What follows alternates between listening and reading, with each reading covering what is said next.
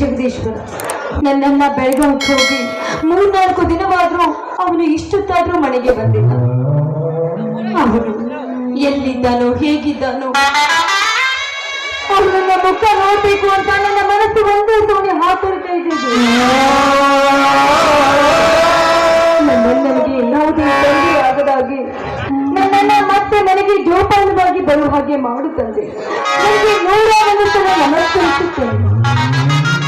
ಏನಪ್ಪ ಇದು ಎಂದು 101 ಕಾಯಿ ಹೊಡಿತೀನಿ ಅಂತ ಬೇಡ್ಕೊಂಡ್ರೆ ನಾನು 101 ಸಲ ನಮಸ್ಕರಿಸ್ತೀನಿ ಅಂತ ಬೇಡ್ಕೊಂಡ್ರೆ 101 ಕಾಯಿ ಹೊಡೆಯುವಷ್ಟು ಶಕ್ತಿನೇ ನನಗೆ ಕೊಟ್ಟಿಲ್ಲ ಅಂದ ಮೇಲೆ ನನ್ನ ಚರಿತ್ರೆ ನಾನು ನಿನಗೆ ಏನು ಹೇಳುತ್ತಿದ್ದೆ?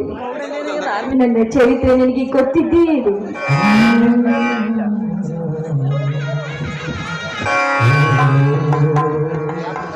ಶಾಂತ, ಅಮ್ಮ ಶಾಂತ. ಅಣ್ಣ, ನಿನ್ನ ತಂಗಿಯ ನೆನಪು ಈಗ ಐತೆ. ನನ್ನ 3-4 ದಿನ ನೀನಿಲ್ಲದೆ ನಾನು ಹೇಗಿರ್ಬೇಕು ಅಣ್ಣ? ಸಾರಿ ಅಮ್ಮ, ಆಫೀಸಿಗೆ 2 ದಿನ ರಜೆ ಇತ್ತು, ಅದಕ್ಕೆ ಸ್ವಲ್ಪ ಅದಿರ್ಲಿ ಬಿಡು. ನೀನು ಹೋದ ಕೆಲಸ ಏನಾಯ್ತಲ್ಲ? ನಮ್ಮಂತ ಬಡವರಿಗೆ ಯಾರಮ್ಮ ಲಕ್ಷಗಟ್ಟಲೆ ಲಂಚ ಬೀಳುತ್ತಾರೆ. ಈ ಸ್ವಾರ್ಥ ಸಮಾಜದಲ್ಲಿ ಲಂಚ ಎನ್ನುವ ಬಿರುಗಾಳಿಗಳು ಆ ಬಿರುಗಾಳಿ ತಂದರಾಗಿ ಬೀಸುವವರೆಗೂ ನಮ್ಮಂತ ಬಡವರಿಗೆ ನೌಕರಿ ದೊರೆಯುವುದಿಲ್ಲ, ಕಷ್ಟವೂ ತಪ್ಪಿರಲ್ಲ. ಶಾಂತ, ನಮ್ಮಂತರ ಬಡವರ ನೌಕರಿ ಮಾಡಬೇಕಾದ್ರೂ ಬರೋ ಕನಸಿನ ನಾನು ನೌಕರಿಗಾಗಿ ಅಡೆದಾಡುವುದಿಲ್ಲಮ್ಮ.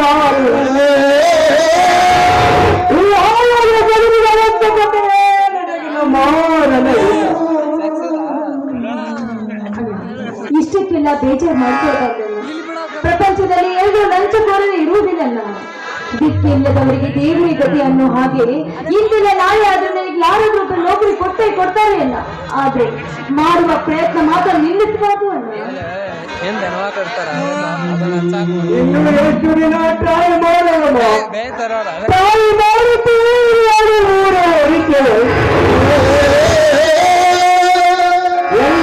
ಲಂಚ ಬೇಡುತ್ತಾರೆ. ಲಂಚ ಕೊಡುವಂತೆ ಶಕ್ತಿ ನಮ್ಮೊಬ್ಬಿರಲಿಲ್ಲ.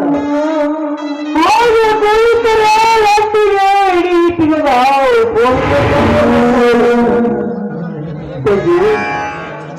ಎಲ್ಲಾದರೂ ನಾನು ಕೂಲಿ ಮಾಡುತ್ತೇನೆ. ಕೂಲಿ ಮಾಡಿ ನಾವು ಕಾಸ ಸಂಪನ್ನ ಮಾಡಿ ನಿನ್ನ ಮದುವೆ ಮಾಡುತ್ತೇನೆ. ಅಲ್ಲ, ಮದುವೆ ಮಾಡುವುದಕ್ಕೆ ನನಗೆ ಅಂತ ವಯಸ್ಸು ಏನಾಗಿದೆ? BA ಪಾಸ್ ಆಗ ನೀನು ಕೂಲಿ ಮಾಡ್ಬೇಕು. ಮನುಷ್ಯ ಬದುಕಬೇಕಾದರೆ ಕೂಲಿ ಆಧಾರ ಮಾಡಬೇಕು. ಓದಿನ ಮನೆಯಲ್ಲಿ ಕುಳಿತರೆ ಜೀವನ ಸಾಗಿಸುವುದು ಬಹಳವಾಗುತ್ತದೆ. ನೀನು ಮದುವೆ ವಯಸ್ಸಿಗೆ ಬಂದಿದೆ, ನಿನ್ನ ಮದುವೆ ಮಾಡಬೇಕು. ನಿನ್ನ ವಯಸ್ಸಿನ ಹೆಣ್ಣು ಮಕ್ಕಳು ಮದುವೆಯಾಗಿ ಮಕ್ಕಳನ್ನು ಹೆತ್ತು ಆದರೆ ನೀನು ಮಾತ್ರ ಈ ನೀತಿಯಾಗಿ ಅಸಹಜನಾಗಿ ಒಪ್ಪತ್ತಿನ ದರ್ಶನ ಸಾಧ್ಯತೆ ಇಲ್ಲದೆ ಅಣ್ಣನ ಜೊತೆಯೂ ಕಷ್ಟವೂ ಪಡುತ್ತೀರಿ. ನಿನ್ನ ಮದುವೆಯಾಗುವ ಕಾಲ ಯಾವಾಗ ಬರುವುದೆಂದು ಚಿಂತೆಯಾಗಿದೆ ಅಮ್ಮ, ಚಿಂತೆಯಾಗಿದೆ. ಅಣ್ಣ, ಯಾವುದಕ್ಕೂ ಕಾಲ ಕೂಡಿ ಬರಬೇಕು ಅಣ್ಣ. ಹಣೆ ಬರ ಕೂಡಿ ಬಂದ್ರೆ ಹಣೆ ಎತ್ತಿ ಹಡೆದವರನ್ನೇ ಕೇಳಿ ಬಂತೀನಿ. ಹಾಗೆ ಅಣ್ಣ, ನನ್ನ ಹಣೆ ಬರದಲ್ಲಿ ಮದುವೆ ಯೋಗ ಬಂದಿದ್ದೆ, ಅದು ತಾನಾಗೆ ಆಗೇ ಆಗತ್ತೇನ. ನೀನೇನು ಚಿಂತಿಸಬೇಡ.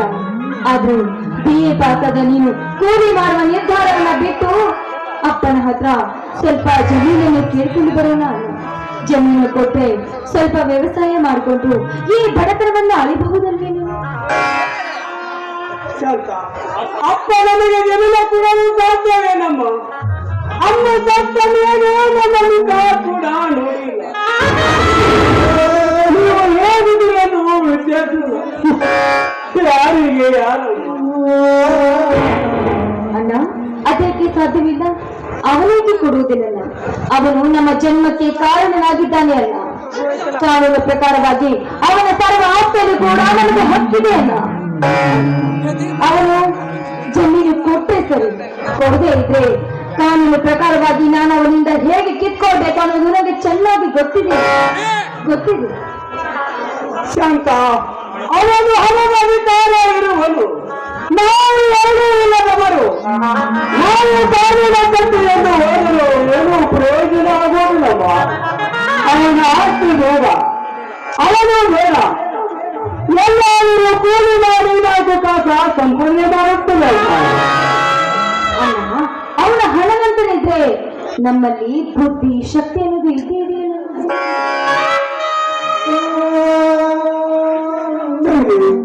ಅವನ ಆಸ್ತಿ ಬೇಡ, ದೇವರು ನಮಗೆ ದುಡಿಯಲು ಶಕ್ತಿ ಕೊಟ್ಟಿದ್ದಾನೆ.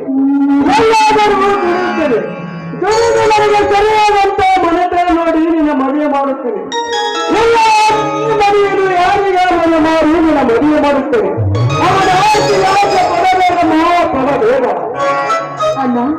ನೀ ಈ ಮನೆ ಮಾವನ ಮದುವೆ ಮಾಡುವುದಾದ್ರೆ ನನಗೆ ಈ ಜನ್ಮದಲ್ಲಿ ಮದುವೆ ಅನ್ನೋದೇ ಬೇಡ ಅಣ್ಣ. ನಾನು ಕೂಡ ನಿನ್ನ ಜೊತೆ ಕೂಲಿ ಮಾಡಿ ಬದುಕ್ತೀನಿ ಅಣ್ಣ. ಈ ಸಮಾಜದಲ್ಲಿ ಒಂದು ಒಂದಾಗಿ ಇರಲು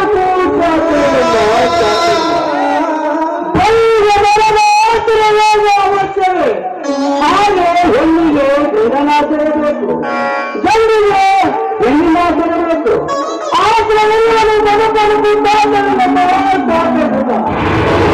ಅದೇಕೆ ಸಾಧ್ಯವಿಲ್ಲ. ಒಂಟಿಯಾಗಿ ಬದುಕಿ ನಾನು ತೋರುತ್ತೇನೆ ಅಲ್ಲ.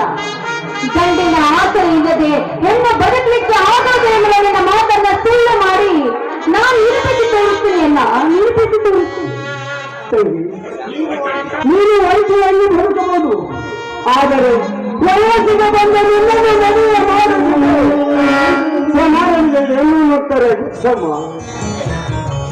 ಅಣ್ಣ, ಜನ ಒಳ್ಳೇದು ಮಾತಾಡ್ತಾರೆ, ಕೆಟ್ಟದ್ದು ಮಾತಾಡ್ತಾರೆ. ಅವರ ಮಾತಿಗೆ ನಾವು ಯಾವತ್ತೂ ತಲೆ ಕೆಡಿಸ್ಕೋಬಾರ್ದು ಅಲ್ಲ. ಅದೇನು ಹೇಳ್ತಾರಲ್ಲ, ಓಡುವ ಕುದುರೆ ಮನುಷ್ಯ ನದಿ ಹೋಗಿ ಹಾರಿ ಸತ್ನಂತೆ, ಆ ರೀತಿ ಆಗುತ್ತೆ ನಮ್ಮ ಬಾಳು ಅಲ್ಲ.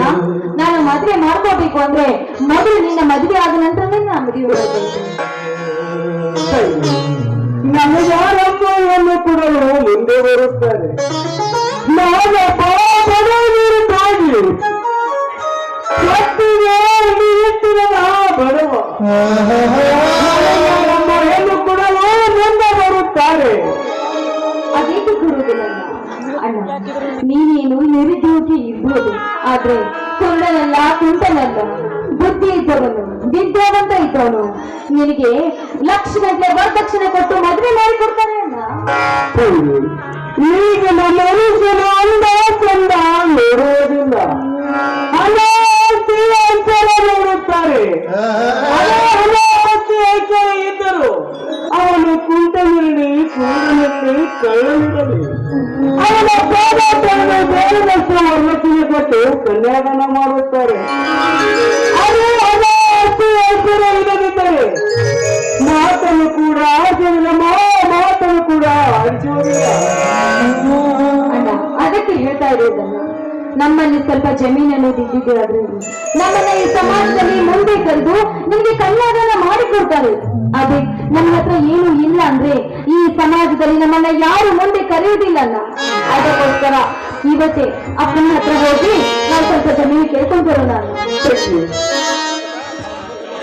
ಅವನ ಹತ್ತಿರ ಹೋಗಿ ಜಮೀನ ಕೇಳಲು ನನ್ನ ಮನಸ್ಸು ಏಕೋ ಗೊತ್ತಾ ಇಲ್ಲ.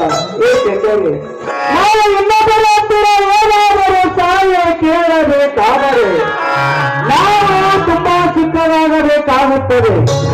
ಅವರನ್ನು ನಮ್ಮ ಶಿಷ್ಯರಾಗಿ ಕಾಣುತ್ತಾರೆ. ಯಾರ ಹತ್ತಿರ ಸಹಾಯ ಕೇಳದೆ ಮೈಗುರಿದ ಬೆಳೆದು ಊಟ ಮಾಡಬೇಕೆಂಬುದೇ ನನ್ನ ಆಸೆ. ಇನ್ನೊಬ್ಬರ ಆಸ್ತಿಗೆ ಆಸೆ ಪಡೆಯೋದಿಲ್ಲಪ್ಪ, ಪಡೆಯುವುದಿಲ್ಲ. ನೀನು ಅಪ್ಪನ ಹತ್ರ ಸಾಲ ಕೇಳಿಕೆ ಬರುವುದಿಲ್ಲ ಅಂದ್ರೆ ಬಿಡು, ನಾನು ಒಬ್ಬರು ಹೋಗ್ತೀನಿ. ನಿನಗೆ ಬುದ್ಧಿ ಹೇಳುವಷ್ಟು ನನಗೆ ಶಕ್ತಿ ನಮ್ಮ. ಏನಾದರೂ ಮಾಡಮ್ಮ, ಹೊಟ್ಟೆ ಹಸಿದಿದೆ, ಮೊದಲು ಊಟಕ್ಕೆ ಬಡಿಸಮ್ಮ. ಹಾಗಾದ್ರೆ ನಡೆಯೋಣ.